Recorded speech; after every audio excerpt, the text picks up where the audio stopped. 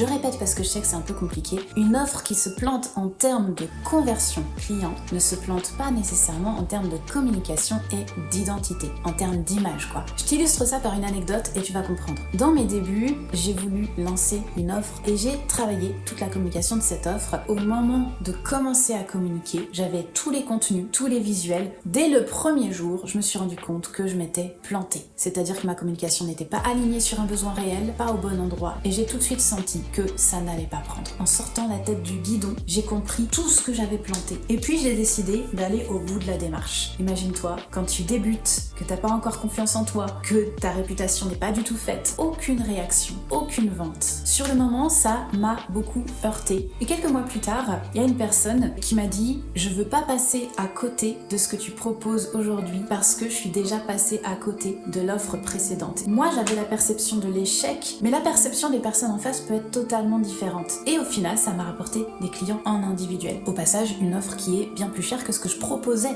dans celle qui s'est plantée. Donc si mon ego a été heurté, mon activité, en revanche, n'en a pas pâti. Les actions que tu poses, même si elles ne remplissent pas les objectifs que tu avais prédéterminés, peuvent avoir une incidence positive à long terme. Une offre qui se plante en termes de conversion n'est pas nécessairement une offre qui se plante en termes de communication et d'identité.